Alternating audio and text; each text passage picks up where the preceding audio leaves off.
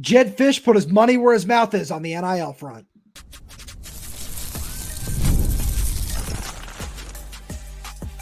You are Locked On Huskies, your daily podcast on the Washington Huskies, part of the Locked On Podcast Network, your team every day.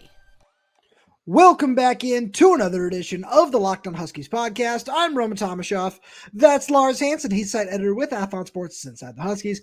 I'm the site editor with Huskies Wire. Thank you for making this your first watch or first listen of the day, as we are part of the Locked On Podcast Network, your team every day. And today's episode is brought to you by 5 Hour Energy. Go to 5hourenergy.com and use promo code LOCKEDONCFB to receive 20% off your order. Lars, we got a super fun show today in store for the everydayers. We're going to talk about Washington's receivers and how they're going to cause some problems on the back end of Washington State's defense. We're going to talk about Steve Belichick having to contain John Mateer, who rushed for 197 yards against Texas Tech. That's Wazoo's quarterback. But first, big news, something I honestly didn't think was ever going to happen anywhere. Jedd Fisch announced that he and his wife Amber have donated $1 million to Motley Future's Washington's NIL collective, and somewhat unexpected, but a really, really cool move for Jedd Fisch. Yeah, I'm just curious, is it like 500 from each, or how does that logistically work? And Jedd didn't get into the specifics on that, but it is a really cool thing that Jedd now, and college football coaches can do this. And it was also what he said at the end of his press conference, where he was stressing, Motley Futures and having fans totally invested. And Jedd is, as you said in the opener, putting his money where his mouth is. If a coach can say, hey, we need fans to do this, do that, do this, do that, I'm willing to put up 7 figures of my own money. Now, yeah, I'm also a handsomely paid coach. So again, is it? But that 7 figures ain't insignificant. Like if it was 50, 100K, okay, we're more. Very nice gesture. It's a significant gesture. It's not a very nice. It's a significant, because I think coaches don't have to really do anything. They can just truly wring their hands and go to the donors if they want to. But Jedd is seemingly trying to build this foundation at Washington for the long term of saying, look, if we want to compete in the Big Ten, we're not just coming to the Big Ten to get a little extra payday and get out of the Pac-12. We came here not to level up, not to measure up, to level up. And that part of this means also having everyone, and Jedd being the first one to say, you know what, here's 7 figures of my own money. Now we still need, I think $300 million to truly compete in the Big Ten in terms of when it comes to. Well, yeah, that's like the next 5 years, I think was the ask. Right. Yeah. To be clear, that wasn't for $300 million for the next fiscal calendar year, but it's an overall, speaking, the overall investment of what Washington needs to become. And Jedd was actually asked, kind of frankly, by Softy, where he's like, well, the stadium was renovated like dozen or so years ago. The locker room was in 2017. You don't think that's good enough? It's like, well, Texas has done it twice. Michigan just had a 7 million, and it's not a matter of, oh, well, if they're doing it, we need to copy them. It's, well, sure.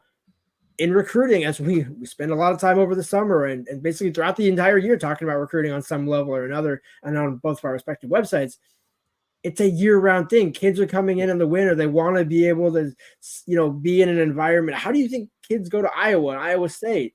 Schools have to design certain things to, build the comfort level with kids. And so when kids go to Michigan and say, oh, Michigan's got this, this, and this, you guys, it's nice. Like, the lake is nice. Don't get me wrong. The lake is nice. But I'm not going to be doing my homework or studying film out on the lake, unless, we're getting boats, which is a different story.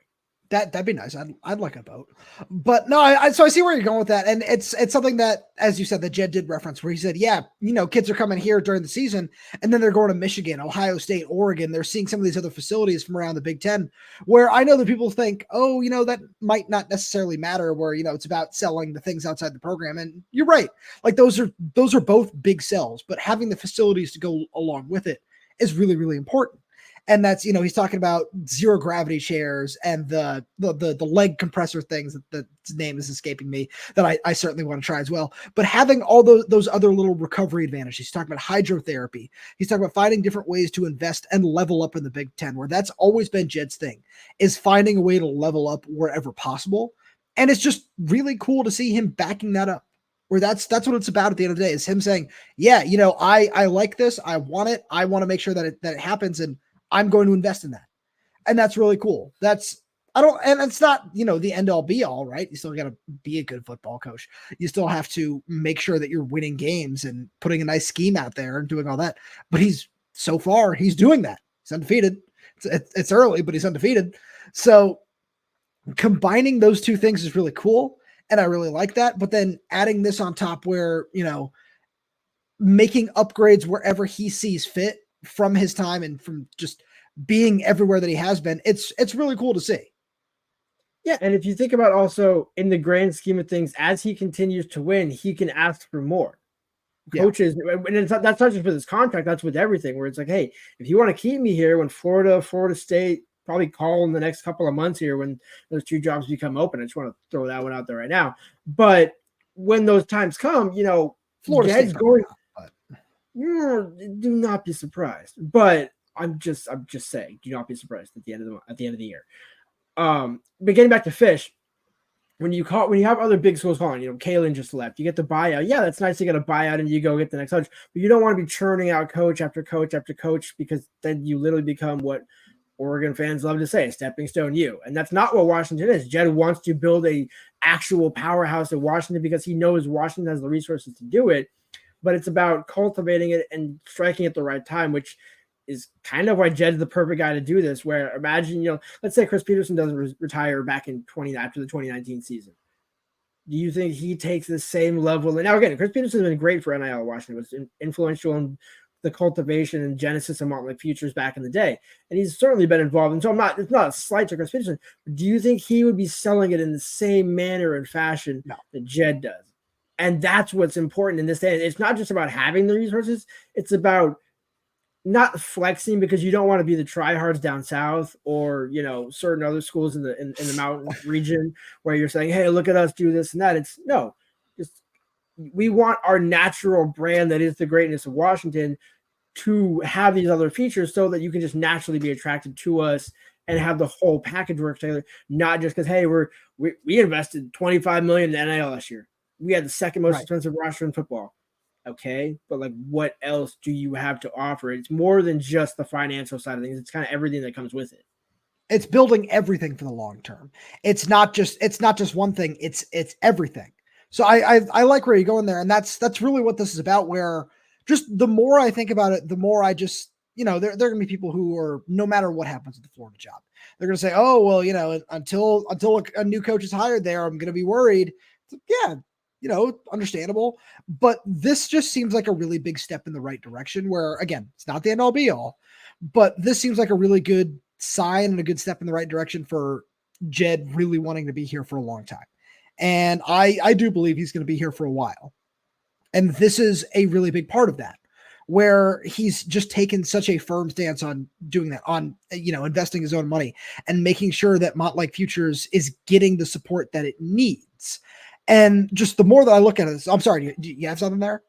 Well, I was just going to say, even without, nothing to take away from your point, because it was a good point, but even without Jedd, let's say Jedd leaves in a year or two, it's about still, whoever comes in is going to be inheriting a great tradition, a great program, and great resources. It's about absolutely making the whether Jedd's here or not. Now, again, obviously Jedd being kind of a key to that, but I think it's even if you take even Jedd out of the equation, it's the whole principle of fans. If you want to be a big boy in college football in a major market in Seattle, you got to invest. And I know you got the Kraken and everything else, but this is what makes college football special. It's the traditions, the dying traditions in a way, but just the uniqueness of college football and college athletics that it still is, even though it's becoming more professionalized by the day. It's still any given Saturday. You don't have NIU upsetting Notre Dame. You don't have that in the NFL. Yeah, you don't have that as much in the NFL. Patriots beat the Bengals. But again, is that on the same? And I'm not saying you're saying that, but it's those are cool matchups in the NFL. But there's something special about college football, so that's why whether it's Jedd or Kalen, Jedd is a great salesman to do it, or a great person to do it. But it's really just take Jedd out of the equation no matter what. You want Washington to get the next best coach, the next Jedd Fisch, the next Kalen DeBoer, the next what ends up being hopefully Chris Peterson or Nick Saban that can stay actually here for the long term and see all this greatness and actually want to plant his flag there. We both think Jedd could be that guy, but even if he's not, it's still about just making the investment and making that commitment as an overall fan. Lars, that was very, very well said. And with that said, let's jump into this Apple Cup matchup a little bit. right after a message from our friends over at Ultimate College Football HC. Hey, Locked On Huskies fans, I want to take a moment to give you a heads up on a brand new mobile game that I think you're going to love just as much as I do, Ultimate College Football HC. In this amazing game and simulation, you get to step into the shoes of a head coach and lead your college football program to glory. Can you imagine actually being the head coach of the Huskies? From recruiting players and hiring staff to overseeing training camps and handling school scholarships, you control every crucial detail of your program. It's all in your hands. Will you be able to handle the pressure? And here's what I really love about the game. You are responsible for calling offensive plays during the season, and your strategy will not only determine the success of your football season, but will shape the future and legacy of your program. Ultimate College Football HC is completely free, has no ads, and is 100% playable offline. You can play on the go as you want and when you want to. And of course, with the special offer for Locked On Huskies fans, use the promo code LOCKDOWNCFB, all caps, inside the game store to receive a free boost to your program. Make sure to take advantage of this perk as to get your team off to a strong start. To download the game, just visit ultimate-cfb.com or look it up on the app stores. Ultimate College Football HC. Begin your coaching legacy today. So, Lars, I've been doing a lot of research on this John Mateer matchup where Wazoo's quarterback, after running for 197 yards versus Texas Tech, and as you very thoughtfully pointed out on Monday's show, and to me in person at the press conference today, is that Washington's defense has really struggled with mobile quarterbacks over the past handful of years. But if there's any scheme that I think can stop that, it's a Steve/Bill/whatever you want to say, Belichick scheme. So I put together some numbers. I went back and looked at Steve's 5 years as New England's defensive coordinator. That's 2019 through 2023. And out of the 26 true games that they had against guys that are, mobile quarterbacks, Lamar Jackson, Justin Fields, Josh Allen, Kyler Murray, Deshaun Watson during his days in Houston, those are some of the names that I have here on this list.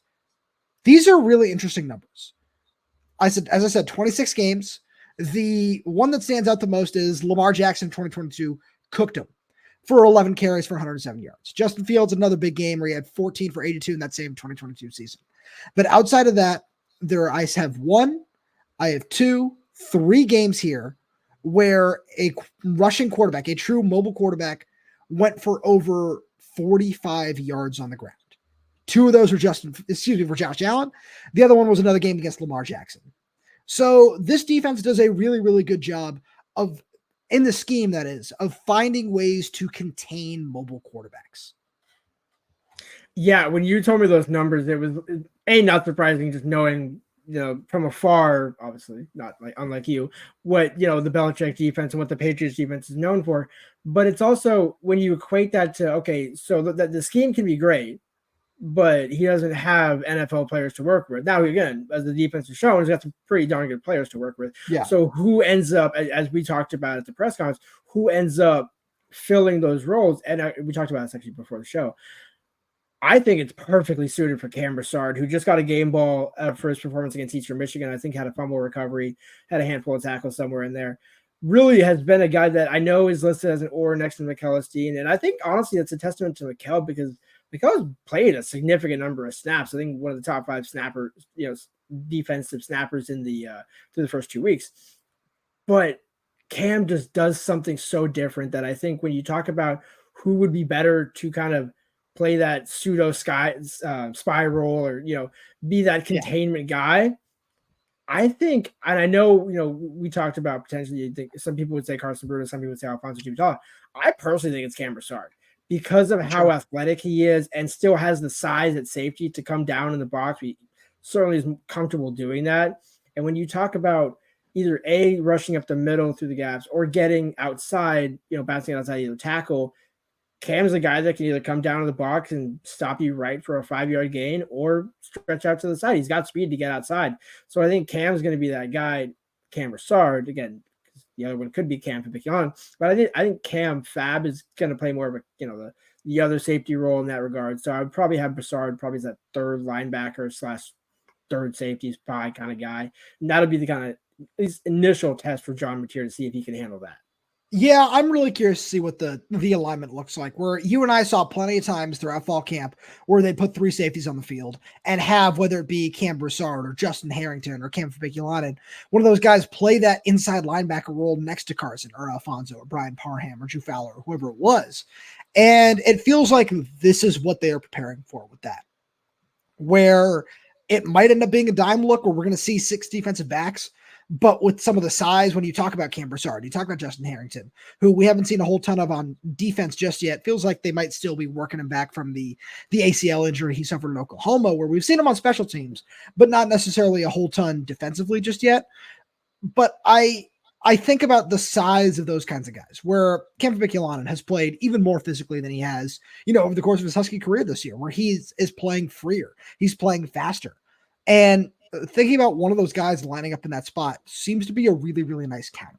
Where this is one of the things I love about the Belichick defense, and it's something that Jedd referenced in his press conference today, where he said, "Yeah, it's the defense's job to take away the quarterback's biggest strength." And that's what a Belichick defense does better than any defense. It finds a way to say, all right, we know you want to play like this. We're going to allow you to play like this because this is what we want to do. And if you're going to beat us, however they feel that is, if, they say, all right, we're going to give you this 15-yard out route every single time. If you want to take it, that's what we're going to give you. And we can live with losing that way. We can live with you beating us there again and again and again. But we're going to test you and we're going to make it really, really hard for you to make that one throw. And that's something that I think that they can do really, really well, is force John Mateer into situations where that he's going to be uncomfortable. Yeah, and there's a number of, and that's kind of as you mentioned, the beauty of the Steve Belichick defense is there's a number of different ways they can do it, where I don't think they're going to rush three and drop A to tempt them to either, run the ball and see if you can get away from the, pass. But there's so many, and that's why when you look at, whether it's along the defensive line with list the number of pass rushers you want off, whether it's Boy, whether it's Durfee, whether it's Isaiah Ward, who's actually been very good against the run, which leads me to my point that if you can kind of guide them towards a ground game and containment, I think that's the recipe for success, where Mateer's going to get his yards. It's just a matter of making sure he doesn't have multiple and, stack those kind of big play after big play, because that's when you start to kind of have a leaking defense, which we've seen it in like moments, but not in true spurts yet. And, mostly in the run game where, you see like, hey, kind of got broken through against Weber State a couple of times. Eastern Michigan got some decent runs. So right. But what's the one similarity? Because you're right. It has been perfect, but when have all of those, leaks happened? They've all been really, really early, where the later it gets in the game, it feels like the more that these rush lanes start to get contained, where we saw that with Cole Snyder a couple times against Eastern Michigan, where there were a couple times early on where he leaked out, where, even though the play ended up being in big favor for Washington because it turned into the fumble, where that big long run he had before he fumbled, like that was a pretty big leak at the time. And then it turned into a good play. But there were a couple other ones like that in both games that you can point to and say, okay, yeah, quarterback escaped here, quarterback escaped there. By the third quarter, by the fourth quarter, that wasn't there anymore. And that's one of those things where I think that when I look at this defense, that's something I'm really confident in, is this coaching staff finds ways to make adjustments very early on in games. It feels like the tablets are really helpful with that as well, because they can do it a little bit faster. But the more I watch this defense, the more I say, yeah, I trust this coaching staff to find a way to make whoever the opposing offense is very, very uncomfortable. Yeah, I mean, on both sides of the ball, but specifically on defense, it really seems like kind of what Jedd said in his press conference, where, we know what the problem is. Okay, we can't fix it literally live in the play, but we can prevent the next drive from that happening again. And that's a significant difference versus in previous years when you had the pictures and stuff like that, and you're talking down with the guys up in the press box, not us, but the coaches up in the press box, and kind of saying, hey, well, what are we seeing up here? But by then you've gotten 2-3 other drives where your cornerback's getting cooked or your edges just getting beat left and right. Now you can see it and say, oh wait, no, put him in. No, there's almost no discussion. And that's also what good investment gets you, is fantastic coaching. Yeah. That having a nice deep assistant pool is pretty great there. But There's one more thing I want to say on this, and it's just it goes back to a point that you made to me before the show, where going back to the stat that we led off with this and all the rushing attacks, where there was one true game that stuck out where Lamar Jackson is obviously the best example of, getting designed runs and making things happen. Where, as you pointed out, there were a couple of those for Mateer against Texas Tech. But Justin Fields had that 14 carries for 82 yards in 2022. And there was a lot of QB power, a lot of just, we're going to line it up with Justin and just run it down your throat and, force you to stop him. Where I don't think that's the way that Wazoo is going to want to play this game. So I'm not necessarily concerned about those kind of plays where that's something that I found was somewhat of a weakness just for this scheme in the Belichick era. But the more I look at it from what Wazoo is going to want to do with John Mateer, it's not necessarily going to look like that. So I think that whatever the plan is that they come up with, and, even if it's not three safeties, even if they want to throw a third linebacker out there, like Brian Parham, who's somebody that's shown to have really good speed, I'm fully confident that they're going to find a way to not fully stop John Mateer from running around, because he's going to find a way to get a couple of yards here and there, but to contain him and make it manageable and make him play the way the defense wants him to. And with that, Lars, with that being said, let's switch over to the other side of the ball here, because Washington's receiving corps is going to cause some major problems for Wazoo's secondary, which we'll get to right after a message from our friends over at 5 Hour Energy, because 5 Hour Energy is so helpful in so many different ways, where one of the best ways is for watching sports. I want to grab a 5 Hour Energy after this so I can just stay alert and watch all my favorite games. Like tonight, after we record, I'm going to watch Monday Night Football, and you can just, after staying up late last night to watch Sunday Night Football, that intense overtime game, you can take a 5 Hour Energy shot in the morning or at any time of day, really, to start your day, keep it going, whatever it is that you need, because 5 Hour Energy is the brand hardworking people like you have trusted for over 20 years to give them the alert, energized feeling they need to get through a busy, hectic day. You always know where to find 5 Hour Energy shots right at the cash register at nearly every convenience, drug, and grocery store nationwide. You can stock up on money-saving multi-packs to make sure you never run out of delicious, energizing 5 Hour Energy shots. If you go to 5hourenergy.com, that is the number 5hourenergy.com, and get some 5 Hour Energy product today, you can use the promo code LOCKDOWNCFB to receive 20% off your order. This offer is only valid until September 30th on one order and cannot be used with other promotions. This code is not good on subscription orders. Go to 5hourenergy.com today. So, Lars, when we look at this Wazoo secondary, we broke down the whole defense yesterday. We had a fun time doing that because it gives up 470 yards a game. For all the Wazoo fans in the comments there saying that, the Cougs are going to roll because they look really good. 470 yards a game is a bit of a problem. I know that's a hot take, and we usually say those for Friday on our bold predictions, but, bold statement there. 470 yards a game. Bad. So with that being said, when I look at this Wazoo secondary, and then I look at Giles Jackson, who you talked about with Jedd Fisch at the press conference today, when we look at Jeremiah Hunter, when we look at Denzel Boston, these guys are going to cause some problems back there. Yeah, and I was kind of wondering, when I asked Jedd about Giles, when I was listening, to his answer, I was thinking, I'm like, why is he describing the receivers? Is this a recruiting pitch? And I'm like, oh, yeah, no, now I see. It's like, well, it's one of those like, hey, I'm going to tell you the ingredients of what to cook, and then you're going to see how we cook on Saturday.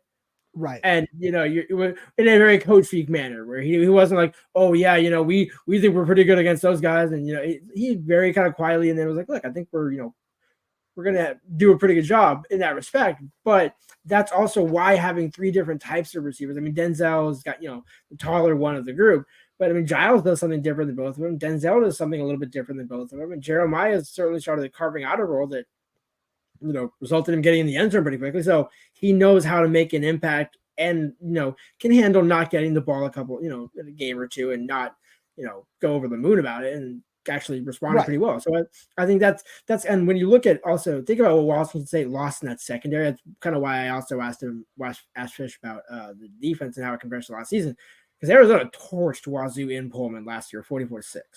So I know it's a lot different because, Chad Wade is gone. There's a number of guys on the defense that are now gone, Brennan Jackson being another one.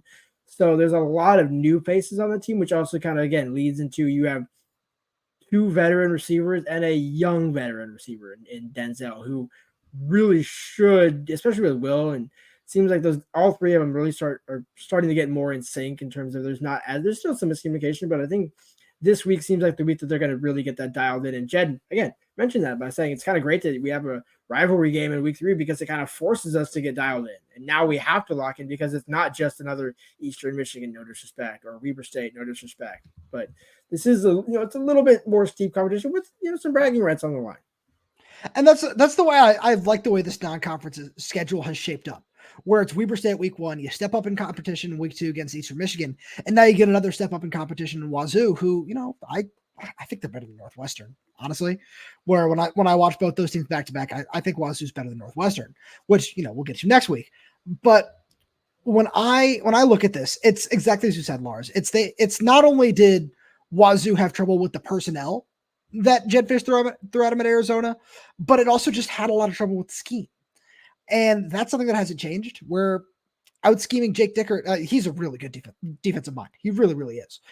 But when I look at what Jedd Fisch has been able to do through the first couple of weeks and just seeing him find a way to keep it balanced, but rip off chunk plays on the ground, chunk plays in the air, I think that a defense that has shown it can be gashed a lot early on in the season is going to be on its heels all night long.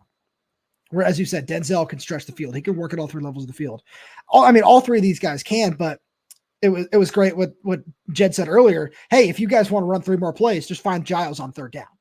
Like if you want to run 3 more plays, find Kalecki on 3rd down. Like if he doesn't stop running on that one play early on, maybe they extend that drive and they score there. Where there are so many little things that haven't been perfect. We talked about Washington looking really, really good the first couple of weeks. We stand by that, but there's still so much more that especially this offense can take it to another level over the next couple of weeks. And I think that Wazoo's defense and just seeing what it has been so far is a really good example of that. Yeah, exactly. It's like Will hasn't been bad. He's just kind of still warming up and, shaking the rust off, whatever cliche you want to throw on there. Because again, he's still 21-26, 20-26. He's so exceptional. He's 3 bad passes, maybe combined between the 2 games. Yeah. Arguably, maybe 4 if you want to really nitpick. And so it's not, but man, Will wasn't kidding. When I went back and watched that film on the 3rd down check down that he missed when he hit Jonah Coleman instead of Giles Jackson over the middle, there wasn't a soul around Giles. Like, not only is he getting the 7, I think, that they needed for the first down, he's probably getting 17 at minimum in that situation. And so it's not just, get it to move the chains. It's no, get it to move the chains and potentially down, into opponent's territory. So that's what the scheme provides. It's not just, 10 yards here, 5 yards here, we're going to nickel and dime them. It's, no, we might, 12 here, 8 there, then 25 there, 35 here. That you're starting to take those shots. It's kind of like boxing where you loosen them up a little bit and then you go for the knockout. You don't just go straight for the knockout. And it seems like Washington hasn't been trying to go for the knockout. It's just they're still trying to find that touch, find that cohesion. Will's trying to, in a game situation with a fluid offensive line, still trying to handle those pressures early on, which again, when we've seen the offensive line play get better, it's been in that 2nd, 3rd, 4th quarter once things have started to settle down. And so I think once the unit collectively, because it's not just on Will, it's not just on, the offensive line that are struggling, not all of them, obviously, because I think, let's just be real here. 3 out of 4 out of 5 are probably okay. It's just there's one position that's still being sorted out at this particular moment in time at left tackle. Once that gets kind of hammered out and refined and Will is more comfortable in the offense and just gets that another week of timing down, I think we're really going to start to see the scheme take another step. And it really could, the Apple Cup could almost be the coming out party. And I don't mean that as a dance on the grave. I mean that as, it's a rivalry game. If you were ever going to also avenge how many of these guys were on that 21 team. Right. There's still some dudes on that team that have not a vendetta, but there's a score to settle. Let's take it a step further too, where Jedd Fisch had talked about, some of the renovations that he's done included a new team room and everything like that. We got to sit in that team room when we talked to him today and got the Apple Cup sitting right there. It's really cool to see it in the meeting room, just knowing hey, this is something that's really important to us. We're sitting right there below their goals for every season, win championships, do all that sort of stuff. And the Apple Cup is sitting right there. And you're right. A lot of these guys that were on the 21 team it certainly continues to dwindle every year, but there are still some guys that are there. Like one guy I can think of is Guard Memolar, who was certainly there. But I'm really excited about it for those reasons that you said, where, yeah, it could be a coming out party because it is a rivalry game. So all of a sudden, yeah, let's open up the playbook a little bit because we know we're getting into Big Ten play. Let's try this. Let's try that. Where the more they've experimented over the first couple of weeks in terms of not just the offensive line, but in terms of just some of the plays they've tried, the timing, all those different things, it's getting better by quarter. I want to say by game, but it really is getting better each and every single quarter, where, the first is usually the worst. And then they'll keep going from there. But when I watch this team, especially offensively, it's right there. The rhythm is right there, where Will took a really big step forward from week 1 to week 2, where the protection was better, but he was so much better. And the stumble, say about it what you will, but Jedd Fisch said, yeah, that was the first time I've ever seen anything like that. He likened that and the landed snap to being the bad news bears, which is fantastic. But the more that I look at this going forward, you're right, Lars. This could be a really, really big day in total. And against the secondary that's allowing 289 yards a game, it could end up being a really good day for Will Rogers and the rest of this Washington offense. And with that being said, Lars, as always, thank you so much for being here. Thank you to all the viewers tuning in. We really do appreciate your support. Thank you so much for making Locked On Huskies your first listen of the day. Now go check out the Locked On College Football podcast from NIL deals, never-ending conference realignment rumors. Our guy Spencer McLaughlin gets you ready for an exciting season on the gridiron. You can find the link to Locked On College Football in the description, so you don't need to search. Part of the Locked On Podcast Network, your team every day. We also got to remind you about the Locked On Huskies Insider Program. We're probably going to be doing one of our insider exclusive Q&As later this week, which you can only get access to if you're part of our insider program. The link to that is down in the description below. If you have any questions about it, leave us a comment right below. We'll be happy to help you out. We'd love to see you over there because you get a chance to chat with us one-on-one. We'll answer any questions you have. We're dropping game day rumors, recruiting rumors, everything that we're hearing, you're getting first as part of our insider program. It goes directly to your text message inbox, so it's super easy, super convenient, not a lot of work involved. You get a free 2-week trial, and after that, it's $4.99 a month. And we promise it's worth it. We're working really, really hard to make sure that it is really up to par because it's your hard-earned money. And if you feel that you want to sign up and give that to us, we really could be more appreciative for that. And with that being said, if you're enjoying the content and you like what we have to offer, we got so much more fun stuff coming for you throughout the season. So please make sure you subscribe wherever you get your podcast, whether that's YouTube, Spotify, Apple Music, Amazon Music. We're there. We're everywhere. We're updating the channel with new content every single day. So make sure you hit that like button, click that little bell so you never miss when we post a new video. You got any questions, comments, concerns, make sure to drop them right down below in the comments section. And if you're audio only, please leave us a 5-star review. It does help us out a lot. Thank you so much for tuning in, and we'll talk to you on Wednesday.